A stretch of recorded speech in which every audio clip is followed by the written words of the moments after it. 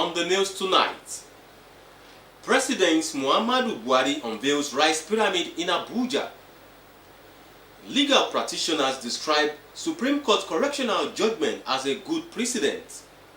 Plus, football enthusiasts urge Super Eagles not to lose focus in ongoing AFCON 2021. Good evening and thanks for joining us on the news tonight. My name is Joel Bukwola. Now the news in details. The FCT Mega Rice Pyramid, considered as the largest in Africa, has been unveiled by President Muhammadu Buhari. It is the product of his administration Rice Revolution Drive, powered by the Anchor Borrowers Program of the Central Bank of Nigeria (CBN). The president described the pyramid as a clear indication that the homegrown policies targeted at securing food for all Nigerians is achieving the desired objectives. State House correspondent Adamu Sambo reports. The mega pyramids, 13 in number, were built with 1 million bags of paddy rice planted and harvested from states across Nigeria under the Anchor Borrowers Program of the Central Bank of Nigeria. They are a fraction of those submitted by rice farmers as repayment of loans collected under the program, symbolizing their commitment to its sustainability. From here, these bags of paddy rice will be moving to rice millers, and the government will track the release of their output to the market as it strives to not only manage inflation but also grow the rice value chain. These accomplishments also show that with the right leadership and vision, we can meet any and every challenge in our country. And this must become a preeminent preoccupation going forward. Mr. President, there is no adjective that is strong enough to thank you for what you have done to this country. And Nigerians will continue to appreciate your presence as the president of this country to the end of time. For President Muhammadu Buhari, the significance of the event can be better understood by looking at the various economic strides achieved by his administration through agriculture. He said the Anchor Borrowers Program in particular has supported over 4.8 million smallholder farmers for the production of 23 agricultural commodities, including rice, whose production has increased to over 9 million metric tons per annum. Our gathering here today is no doubt a testament to the fact that the Anchor Borrowers Program is working. Our country is making steady and assured progress towards self-sufficiency in food production. As a critical policy of the government, the Anchor Borrowers Program is expected to catalyze the agricultural productive base of the nation, which is a major part of our economic plan to uplift the economy, create jobs, and conserve foreign exchange.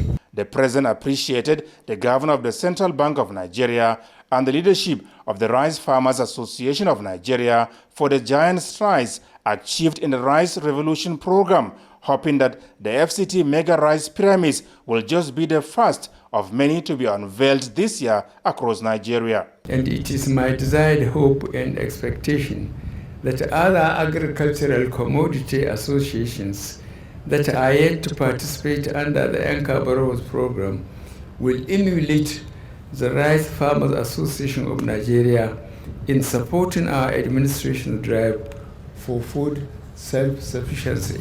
Chairman, Nigeria Governors Forum, and some of his colleagues took turns to appreciate President Muhammadu Buhari for his genuine commitment towards achieving food sufficiency and security in the country. And it was clear to us that agriculture was going to be the centerpiece of the Buhari revolution. What is not seen here is those millions of households that today are richer, are more prosperous, courtesy of your rice revolution. If you didn't do what you did, starting from 2015, it would have been a very difficult situation for our people because hunger breeds anger. Awards were later presented by President Muhammadu Buhari to the governors and others for their significant contributions to the Rice Revolution Program in Nigeria. In Abuja, Adamu Sambo, NTA News. plans are underway to decongest all correctional centers across the country through prerogative of mercy. The Minister of Interior, Ogbeni Rauf Aregbesola, announced this while inspecting Maximum Custodial Center in Ibadan, the Oyo State capital. Kayode Oladoshu has that report. Inspecting the status of the facility partially completed 4 years ago, an effort put in place by the Ministry of Interior to decongest the 128-years-old Agodi Custodial Center, the minister maintained that he has ordered all the concerned personnel to fast-track the movement of some inmates from Agodi Custodial Center to the new facility. As it is today, this center can take 800 inmates.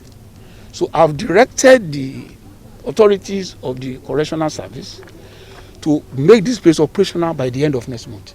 He notified the public that he is ready to take up a campaign to grant pardon for long-awaiting trial inmates in any of the correctional centers. We are equally working with the with the Presidential Commission, Presidential Task Force on the congestion of the facilities to use their own office to ensure that inmates who have stayed far beyond the period of incarceration, should they be convicted, we want to get them out as soon as possible. Earlier, the minister was at the Agodi Custodial Center where he charged officers to be at alert to tackle any attempt to breach the security of the facility with a directive to repel penetration in any of the nation's correctional centers.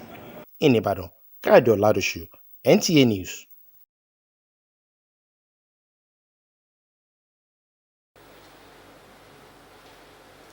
It is an uncommon phenomenon for the Supreme Court, which is the highest court in the country, to reverse its own judgment, accepting that it was misled or acted in error. But this happened recently. What is the precedent of decisions like this and impact on the integrity of the apex court?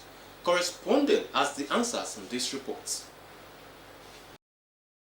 The Supreme Court is the final arbiter in the country, and as such, the apex court judgment is the finality of all legal matters. But observers believe the Supreme Court is human after all, which is in tandem with the position of former Supreme Court Judge Justice Chukwudi Oputa, which says the apex court is not infallible because it is final, but final because it is infallible. Several litigants have approached the Supreme Court to reverse or overrule its own decision, all to no avail. The Supreme Court, however, shocked many when it reversed its decision in a case involving a commercial bank and a private company, accepting that it was misled. Legal practitioners described the decision as a good omen for the judiciary. The Supreme Court can overrule itself. That means if they deliver the judgment and they discover later that a mistake was made in that judgment, they can deliver another one to overrule the earlier one they delivered. So it's allowed. So it's allowed in law because they are the Supreme Court, and the one thing is that once they deliver a judgment, you cannot appeal the judgment to anywhere again except you appeal to God. So that is the reason why it is allowed that once they make mistake in one judgment, they can correct themselves in another judgment. It's allowed. It's not unprecedented. The rule of the court, the Supreme Court, being the apex court in the land, allows the court to set aside its own judgment. So if there is a miscarriage of justice and the Supreme Court is satisfied to the best of its knowledge that there has been a misrepresentation or that the judgment was delivered by it per inquiriam, or there was an error, or the judgment was obtained by fraud, so the court, in the interest of justice, could overrule itself and could set aside its own judgment, and the rule of the Supreme Court allows that. On the integrity of the court and likely abuse of this precedent, the lawyers explained that the apex court will not allow such. The Supreme Court has always been hesitant over the years. It is only in peculiar circumstances and cases. In fact, there are just few number of cases that similar situations have played out. So the Supreme Court had always been reluctant.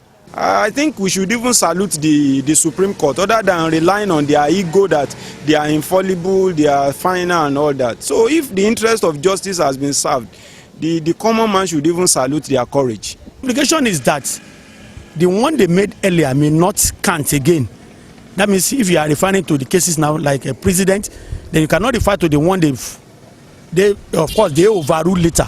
So you have to consider the recent ones they delivered. No, it's not in all cases. It's not in all cases. You can hardly see it in some cases. In some cases, yes, you can hardly see in some cases. It's not every time that we go there and they will make judgments and they will say they will overrule it. And no, not in all cases. It's in few cases that you can hardly see. The consensus of legal practitioners is that it is better to correct the error than to allow a miscarriage of justice. In Ijebu ode, Joel Bukbola, NTA News. You're still watching the news at 7 on NTA Ijebu ode. The news continues after this message. Atiba University, AU, in God we trust. Atiba University, knowledge, our light to the world. Knowledge we seek, knowledge we give, knowledge our creed, knowledge our key to change our world, make it a better place. God has strength, knowledge our key. Atiba University, AU, in God we trust. Atiba University, knowledge, our light to the world. You're welcome back. Marine diversity is enormous and scientists have described it as largely untapped biological riches over the years. However, many nations are beginning to explore these resources for sustainable development. Experts say if well explored, the marine resources can assist in the economic diversification drive of the nation. The report. Nigeria sits on the Gulf of Guinea with a coastline of 853 kilometers and landmass of 923,768 square kilometers, 12 nautical miles of territorial waters, 24 nautical miles of contiguous zone, and 200 nautical miles of exclusive economic zones.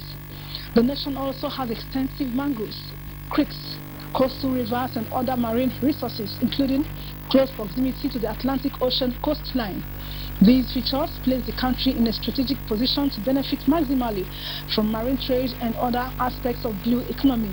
Coming up with a lot of programs, development programs, including livelihood programs for coastal communities, making sure that everybody is included, in sustainable livelihood. When I say sustainable livelihood, like the fishermen, for example, training them on how to fish efficiently and effectively. Studies by World Wide Fund International Conservation Group estimates total ocean assets such as coral reefs, mangroves, shipping lanes, and carbon absorption to worth about $24 trillion, about 10 times its annual output.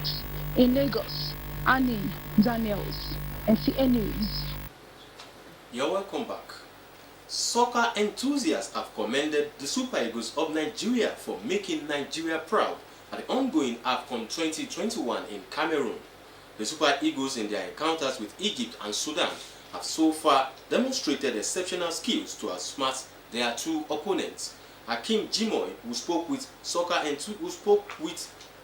some enthusiasts, said they advised the Eagles to maintain the winning spirit.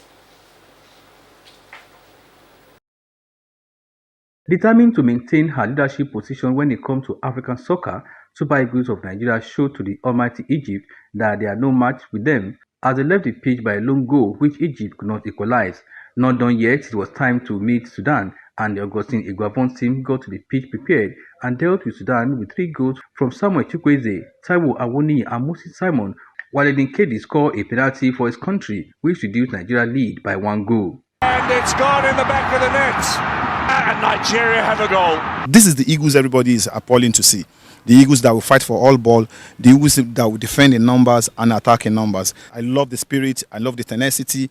And it's obvious to say that maybe because of the new coach, a new mentality in the team, to go into this competition with a new vigor. Play with determination and they play that they have played for their country. For Nigeria's match against Guinea-Bissau this Wednesday, some sports enthusiasts advised coach Iguavon not to change his winning team of players, while others wanted him to try his team B also. Iguavon should stick with the first 11, but every game has a plan.